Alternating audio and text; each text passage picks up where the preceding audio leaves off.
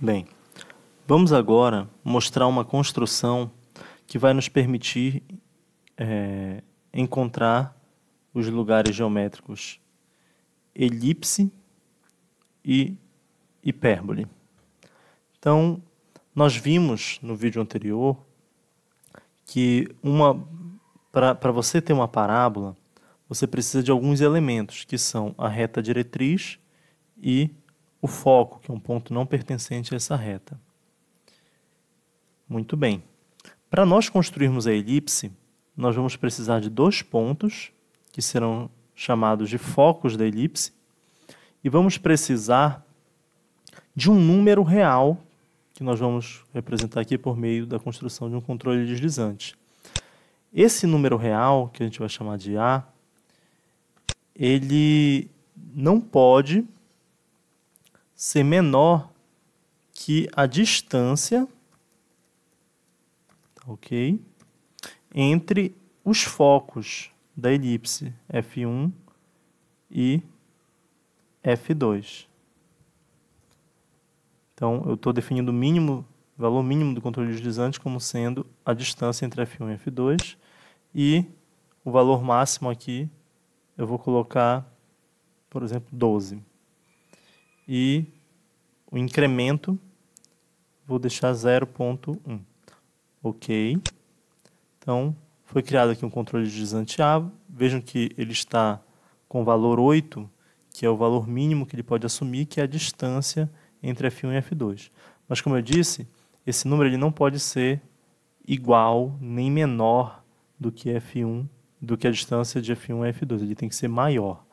Então, eu vou fazer esse valor aqui igual a 10. Ok. Muito bem. E nós vamos agora efetuar a construção da elipse. Só que para nós efetuarmos essa construção, nós precisamos saber o que exatamente nós queremos construir. Ou seja, como é que eu defino uma elipse como lugar geométrico? Nesse momento do vídeo, como a elipse ainda não está construída, talvez você tenha alguma dificuldade para compreender a definição que eu vou mostrar. Mas eu posso retomar essa definição no momento posterior do vídeo e eu tenho certeza que você vai compreender bem qual é a ideia. A elipse, tá? Imagine então que você tem um plano P qualquer e você tem os pontos F1 e F2 pertencentes a esse plano P. A elipse ela vai ser o lugar geométrico. Assim, eu tenho também um número real, A, né, maior do que a distância entre F1 e F2. Vamos dizer que seja 10 aqui. Então, o que seria a elipse com focos nos pontos F1 e F2 associada a esse número real 10? Seria o conjunto de todos os pontos P do plano, tais que a soma das distâncias de P até F1 e P até F2 fosse constante e igual a 10. Como é que nós vamos achar esse ponto? Bem, vou inicialmente construir um círculo com centro no ponto F1, ou seja, portanto, em um dos focos da elipse, e raio A, que vale 10. Uma vez construído esse círculo, agora eu vou construir um ponto A. Vou renomear aqui para não causar confusão com esse A que está bem ali, né? Vou chamar esse ponto de C. Pronto, renomear para C. Ok. Então, temos um ponto C da circunferência. Tá? Observe que C é um ponto, de fato, da circunferência. Eu consigo movimentar C sobre ela. E vamos traçar agora uma reta F1C. Tá legal? Uma reta que passa por F1 e por C. Logo, F1C é o raio dessa circunferência. Vou também construir agora a mediatriz dos pontos F2 e C, ou seja, a mediatriz do segmento CF2. Ok? Nós já vimos o que é mediatriz na construção da parábola, né? E sabemos que ela qualquer ponto sobre a mediatriz vai estar à mesma distância de C e de F2. Ok. Vamos então marcar agora o ponto de interseção da mediatriz com a reta F1C. Ele chamou aqui de A, mas eu vou renomear, vou chamar esse ponto de P. Tá? Ok. E agora eu vou fazer a seguinte afirmação. P é um ponto da elipse com focos em F1 e F2 associada ao número real A maior que a distância entre F1 e F2. P é um ponto da elipse. Como é que eu posso fazer essa afirmação? Bem, o que foi que eu acabei de dizer para vocês? Vou construir aqui alguns segmentos para vocês entenderem melhor. Construindo aqui o segmento PF1 e o segmento PF2, o que eu estou afirmando para vocês, quando eu afirmo que P é um ponto da elipse, é que a soma do comprimento do segmento PF1 com o comprimento do segmento PF2 vai ser exatamente igual a 10. E não importa onde esteja esse ponto P quando eu movimento aqui o ponto C. Olha só que afirmação interessante, né? Como é que eu sei que essa construção me garante isso? Vamos ver. Nós sabemos que o comprimento F1C é constante e igual a 10, já que F1C é o raio dessa circunferência. Por outro lado, isso significa que a soma PF1 com PC é também constante e igual a 10. Mas note que PC tem o mesmo comprimento de PF2, porque P é um ponto da mediatriz do segmento CF2. Ou seja, eu acabei de afirmar que PF1 mais PC somados dão 10. Como esses dois segmentos têm o mesmo comprimento, isso quer dizer que PF1 mais PF2 somados também tem que dar 10. Não importa para onde eu movimente o ponto C. Isso quer dizer que quando eu estou movimentando esse ponto C bem aqui, eu estou formando uma elipse. Vamos já ver isso. Mas antes de ver isso, eu gostaria que vocês imaginassem o seguinte. Vamos imaginar uma experiência concreta agora.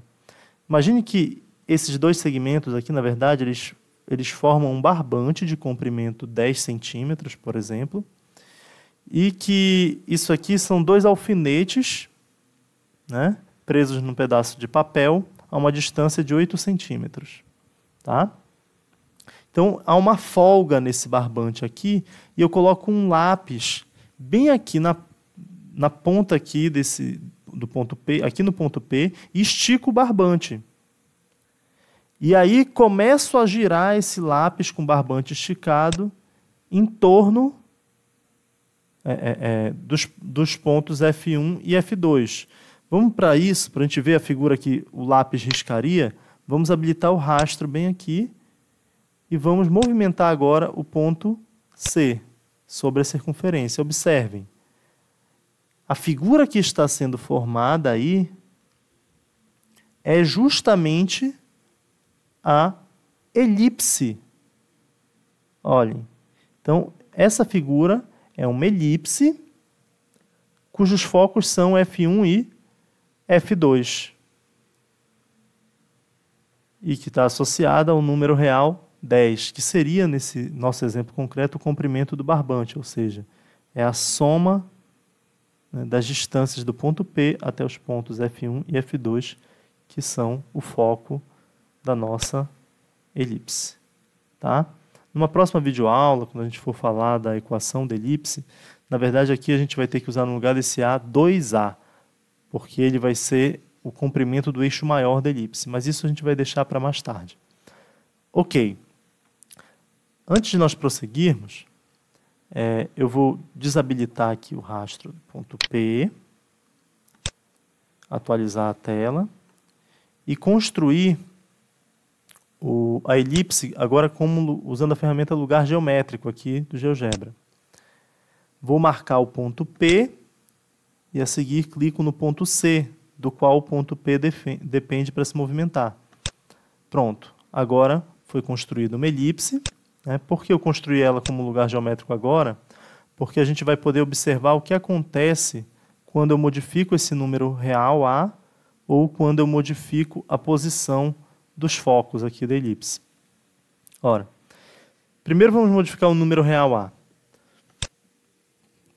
Se eu aumento o valor de A, ó, a forma da elipse é modificada. É como se eu desse uma folga maior ou menor para o barbante. Vocês podem observar que quando A é igual a 8, a elipse se degenera num segmento. Ó. Por quê? É como se o barbante não tivesse folga nenhuma. E eu não consigo mais girar para formar a elipse. Mas basta que A seja um pouquinho maior do que 8 para que a elipse se forme. E quanto mais próximo esse valor de A é da distância entre os focos, mais achatada a elipse. Quanto mais distante, né, mais arredondada fica a elipse, mais próxima de uma circunferência, podemos dizer assim. Né? Outra coisa que nós podemos observar é quando nós movimentamos os focos. Ó, né? Olha, se o foco F2 ele ficar fora da circunferência, a elipse deixa de existir. Por quê? Porque nesse caso, a distância aqui, ó, ela se torna, ó, vou fazer o A igual a 12 agora, ó, que é o maior valor que eu permiti que o A assumisse aqui. Ó, se eu faço a distância entre os focos maior que 12, ó, a elipse deixa de existir. Se é menor que 12, volta a existir. E se eu aproximo os focos, de modo que eles coincidam, fiquem um sobre o outro, essa elipse degenera em uma circunferência. Fica redondinho. À medida que eu afasto, ela fica mais e mais achatada. Isso tem a ver com o que a gente chama de excentricidade, que a gente vai ver em videoaulas posteriores, né? A excentricidade da elipse. Tá ok? Então, eu vou exibir aqui a malha para deixar a distância entre os focos exatamente igual a 8. Aqui. Ok. Agora, nós vamos passar para a construção da hipérbole. Ok?